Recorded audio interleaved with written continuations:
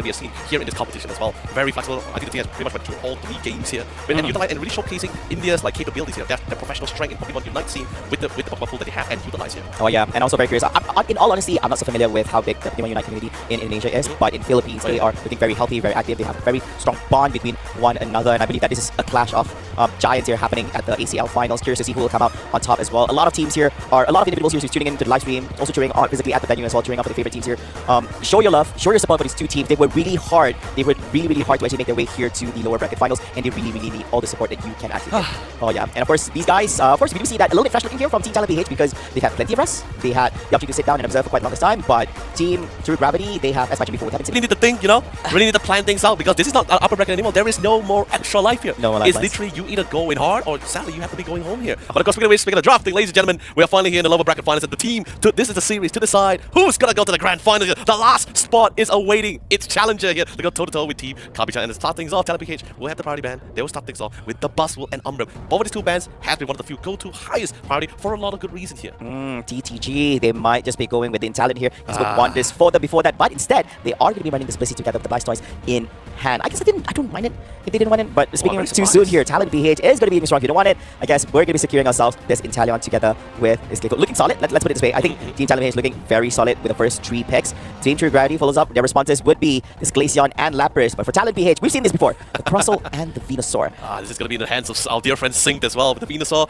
Very interestingly, right? Sure. Currently at the current, okay, if you just look at attackers alone, Talon BH definitely outraged them for sure being Talon with the snipe shots. Solar Beam, if you choose to go for it, and definitely is going to be that Solar Beam. I don't think he's going to be running that Petal Dance because there's a lot of range poke damage, especially from the Glaceon, which, by the way, the Glaceon, it is one of the few classics for some of these players here. But what I'm really concerned is the fact that Team 𝗵𝗵𝗵𝗵 decided to let that Inteleon slide through. First pick, by the way, was on the side here for Talon BH, and they decided to lock in that Slowbro first here. By the way, still a top contender for defenders. Great in his own right, decent amount of CC with the 7 they choose want to go for it as well. Slow Beam is always a fantastic thing, just in case if any potential divers were to come off in the hands of Team 𝗵𝗵𝗵𝗵 here. But this time, what's really interesting is the fact that instead of actually picking a speedster diver, they decided to go in with a little bit more higher mobility and hopefully able to pick up as a package deal as he delivers them all the way to the backline as they locked in that Lapras for the Lapras Express. Yeah, but I think that execution-wise is not easy because you have to commit a Unite to actually get that. They locked in that Lapras for the Lapras Express. Yeah, but I think that execution-wise is not easy because you have to commit a Unite to actually get that. And is it really a good backline Pokemon? Not really, I would say. Playing a lot of Lapras, you have to wait for Unite for you to actually make that happen as well. You have to make sure that it counts when you utilize it. It's kind of tough. I think it's going to be a great opening for a Solar Beam Venusaur for sure. As long as he had